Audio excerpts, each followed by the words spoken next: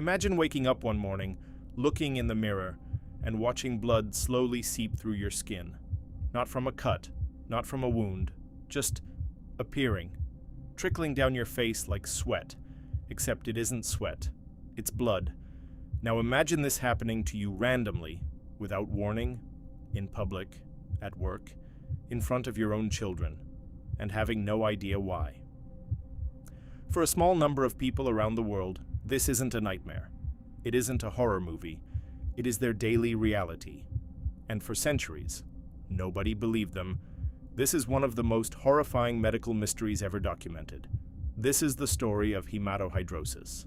Hematohidrosis, sometimes spelled hematidrosis, is an extraordinarily rare condition in which a person literally sweats blood through their skin, with no visible wound, no injury, and no external cause.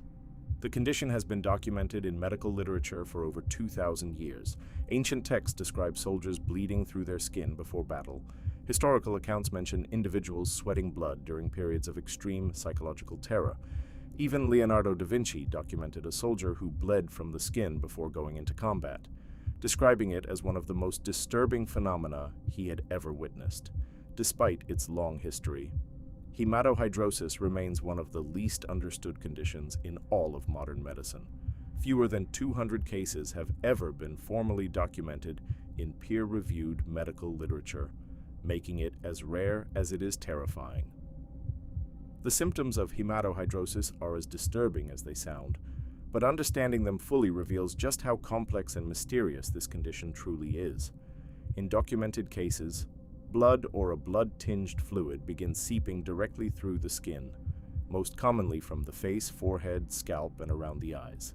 In some cases, patients have been documented crying what appears to be tears of blood, a phenomenon known as hemolacria. The episodes are typically brief, lasting anywhere from 1 to 5 minutes, but they can occur multiple times per day in severe cases. What makes hematohidrosis particularly devastating for patients is the psychological impact. Many documented patients describe the terror of watching blood appear on their own skin without explanation, the social isolation of being visibly different, and the heartbreak of being dismissed and disbelieved by doctors, family members, and even mental health professionals who assumed they were self-harming or fabricating symptoms.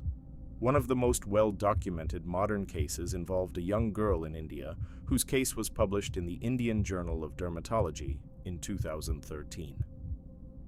She began bleeding spontaneously from her face, hands, and scalp, sometimes up to 3 times per day, with no wounds present on her skin.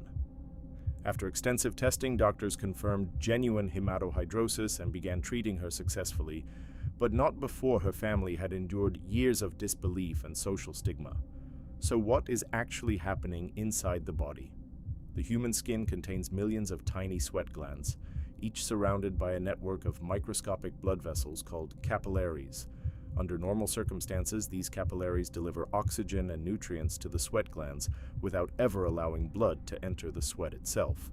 In hematohidrosis, researchers believe extreme psychological stress or anxiety triggers a process called sympathetic stimulation, causing these tiny capillaries to constrict and then suddenly dilate, rupturing under the pressure and allowing blood to leak directly into the sweat glands, which then carries it to the surface of the skin.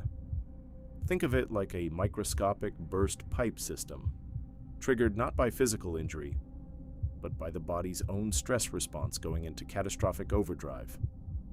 Brain imaging and physiological studies of hematohidrosis patients have consistently shown elevated levels of stress hormones, particularly cortisol and adrenaline, suggesting the condition exists at the extreme intersection of psychological and physical health, where the mind literally causes the body to bleed.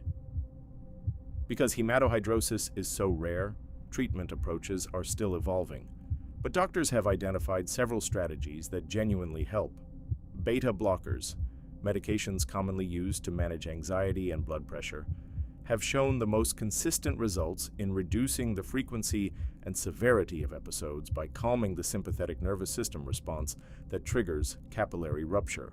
Psychological therapy, particularly cognitive behavioral therapy targeting severe anxiety, has also shown meaningful results since stress appears to be the primary trigger for most documented cases.